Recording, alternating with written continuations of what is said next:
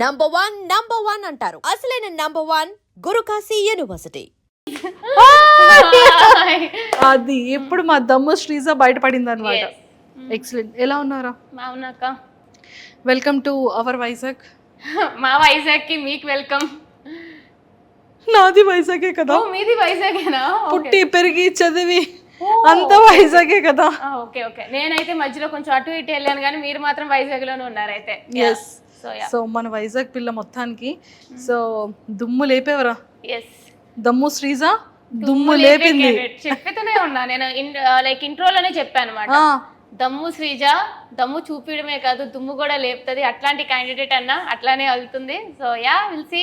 ఇంకా ముందు ముందు చాలా ఉంది, అన్ని కూడా చూస్తారు. దాచించా. Okay. So Sreeja family background ఏంటి? మాది normal middle class and joint family types అనమాట. మా డాడీ ఒక జీవీఎంసీ ఎంప్లాయ్ అండ్ మమ్మీ వచ్చి హౌస్ వైఫ్. అన్న కూడా జీవీఎంసీ ఎంప్లాయ్ అండ్ అత్త మామ పిన్ని బాబాయ్ అందరూ కూడా క్లోజ్గానే ఉంటాం అనమాట. అందరం like only 5 to 10 minutes. So మా చాలా జాయింట్ ఫ్యామిలీ, ఎప్పుడు కలుస్తూ మెలుస్తూ లైక్ అట్లానే ఉంటాం. యా. అయితే నేను ఇక్కడ చెప్పాల్సిన ఒక విషయం ఏంటంటే, నువ్వు ఎవరో నాకు తెలియక ముందు నేను నీ రీల్ ఒకటి ఒక 3-4 times చూసి నవ్వుకున్నాను. ఓకే. గెస్ట్ చేయి ఏ రీల్ అనేది? చాలానే రీల్స్ ఉంటాయి పండగ టైంలో. ఓహో ఇదా? అరిసెలేదా? బావా బావా టింగ్ టింగ్ టింగ్ టింగ్ బావా.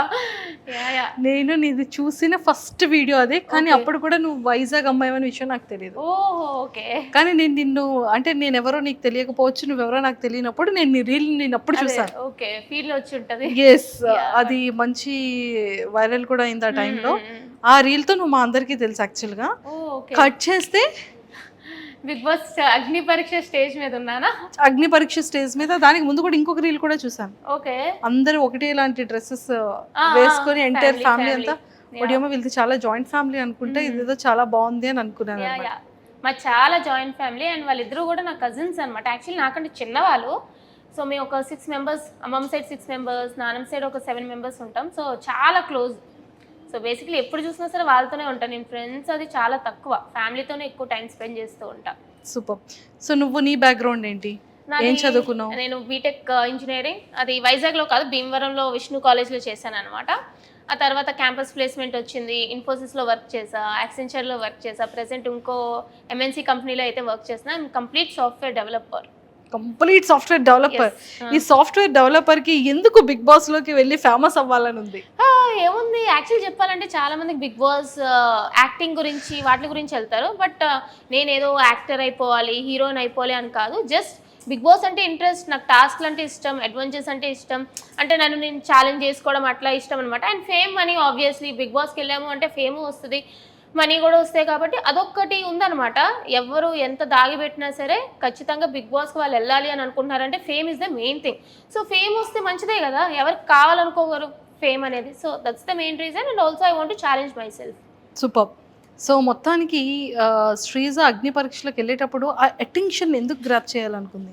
నాకు చిన్నప్పటి నుంచి కూడా నేను ఎక్కడుంటే మిగతా వాళ్ళ అటెన్షన్ నా మీదే ఉండాలి అనే మైండ్ సెట్ అనమాట. అంటే లైక్ అటెన్షన్ అంటే నాకు జనరల్గా కూడా అటెన్షన్ ఇష్టం. సో అటెన్షన్ సీకర్ అనుకున్నా సరే I don't think it's a wrong thing.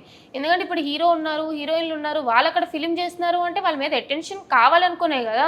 So నాకు కూడా అటెన్షన్ ఇష్టం చిన్నప్పటి నుంచి. అండ్ మోర్ ఓవర్ నాకు ప్లస్ ఏంటంటే నా వాయిస్ వల్ల ఆబ్వియస్గా నాకు అటెన్షన్ వస్తుంది. అది మంచిగా అయినా చెడ్డగా అయినా సరే అటెన్షన్ అనేది ఈజీగా గ్రాప్ చేసే మైండ్ సెట్ నాకు చిన్నప్పటి నుంచి ఉంది.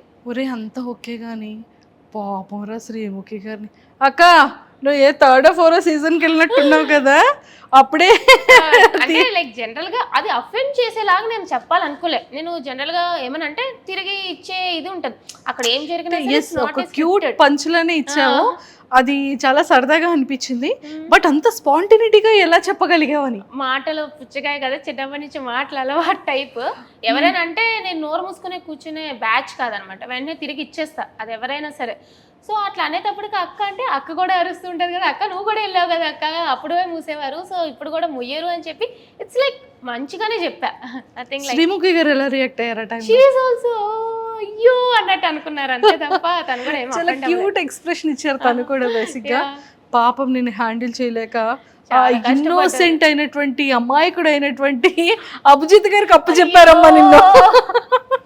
నేను హ్యాండిల్ చేయలేకపోతున్నాను, Abhijeet you can handle please అన్నారు పాప ఆవిడ. రెడ్ ఒక్కసారి రెడ్లు ఇచ్చారు అలా. అసలు రెడ్ అని ఇచ్చాడు అనమాట అభిజిత్ గారు. అంటే యాక్చువల్లీ తెలిసిందే కదా, మనం అభిజిత్ గారు చాలా కామ్, ఆ మైండ్ సెట్ అనమాట. నేనేంటంటే హడావడి రచ్చ చేసేటప్పటికి సో అభిజిత్ గారు ఏందబ్బా ఈ పిల్ల మనకు సెట్ అయ్యలేదు అంటే ఎవరి మైండ్ సెట్ చాలు కదా. సో అభిజిత్ గారికి ఫస్ట్ మంచి ఇంప్రెషన్ రాలేదు, సో హీ గేవ్ రెడ్. నేను కూడా అట్లాగా ఏంటండి భయపడుతున్నారా అన్నట్టు అన్నాను, కానీ he's also very sweet actual Abhijit garu. Super. మీకు 2 ఎపిసోడ్స్లోనే తెలుస్తుంది అభిజిత్ గారే తిరిగి యువర్ స్ట్రాంగ్ కంటెస్టెంట్ అంటారు. ట్రూ. అండ్ మంచి మంచి టాస్క్లు చేసావు. హ్యాండ్ మీద రియల్ గా tattoo ya, it's original tattoo. మీకు పోదండి, it's real tattoo. I love Bigg Boss. I love Bigg Boss. Yes true. అసలు 1 సెకండ్ కూడా ఏం ఆలోచించలేదు కదా. లేదు, లైక్ ఐ నో, లైక్ అంతవరకు వెళ్ళినప్పుడు it's not easy to go there. ఎవరైతే కంటెస్టెంట్స్ అందరూ కూడా వెళ్ళారో చాలా లెవెల్స్ దాటుకొని వెళ్ళాం. It's like 4-5 levels. చాలా మందిలో మమ్మల్ని సెలెక్ట్ చేశారు. అక్కడికి వెళ్ళాక జస్ట్ ఒక టాటూ గురించి బ్యాక్ స్టెప్ అంటే అక్కడ ఏ టాస్క్ ఇచ్చినా సరే I was ready to do. So give up ఇవ్వాలి అని అనుకోలేదన్నమాట. సో నాకు 4 అన్నా కూడా సో ఓకే ఐ ట్రై, నేను ఒప్పుకుంటాను అన్నట్టే నేను ముందుకు అడిగేసాను. So ya, I was like నాకు డేరింగ్ ఎక్కువ. సో ఐ వాజ్ ఓకే చెయ్యండి, అక్కడ కూర్చోబెడతారు అంటే ఐ డూ ఇట్ అన్నాను అంతే.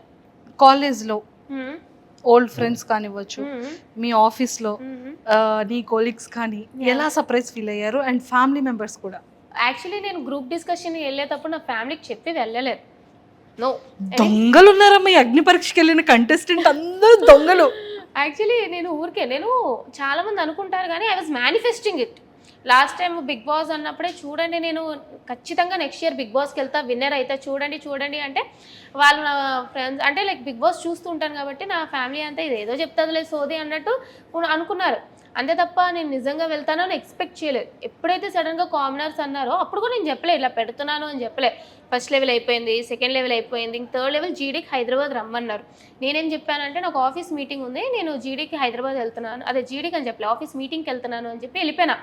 అంటే దొంగ పిల్ల. నా కజిన్స్ మాత్రం అనుకున్నారు అదేంటి దీని ఆఫీస్ బెంగళూరులో ఉంటే హైదరాబాద్ ఎందుకు వెళ్తుంది అని చెప్పి వాళ్ళకి ఒక డౌట్ వచ్చింది అనమాట.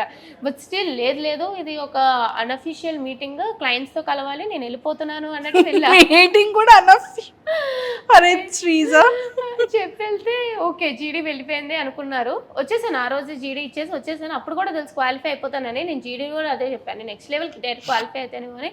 సో వచ్చినాక ఎప్పుడైతే you are selected for like next level మీరు 10 days హైదరాబాద్లో ఉండాలి అంటే అప్పుడు చెప్పా ఇంట్లో. అది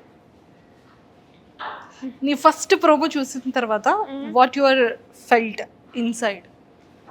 లైక్ ఏమనిపించలే అంటే లైక్ నాకు చాలా మంది ఏం చెప్పారంటే అరే ప్రోమోలో కొంచెం ఎక్కువ అన్నట్టు అనిపించింది, కానీ ఎపిసోడ్ చూస్తే అంతా కూడా కొంచెం లైక్ మరీ ఓవర్గా చేసినట్టు అనిపించలేదు అన్నట్టు చెప్పారనమాట. సో బేసిక్లీ ప్రోమోలో ఏదైతే వాళ్ళకి ఇంపార్టెంట్ షార్ట్స్ వేసుకుంటారో అట్లనే వేసుకుంటారు కదా, నాకేం పెద్దగా అనిపించలేదు. బికాస్ అక్కడ చేసింది నేనే కాబట్టి, ఆ మాట్లాడింది నేనే, చేసింది నేనే, చెప్పింది నేనే.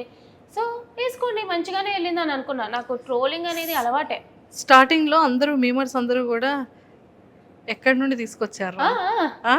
ఈ మైక్ మింగేసిందా, సౌండ్ డబ్బానా, ఏదో చాలా మీమ్స్ వచ్చాయి. డబ్బా రేకులు రాని, డబ్బా రేకులు మింగేసావా, మైక్ మింగేసావా, ఏంద్రా బాబు ఆ గొంతు, అది నేను చిన్నప్పటి నుంచి వింటూనే వస్తున్నా.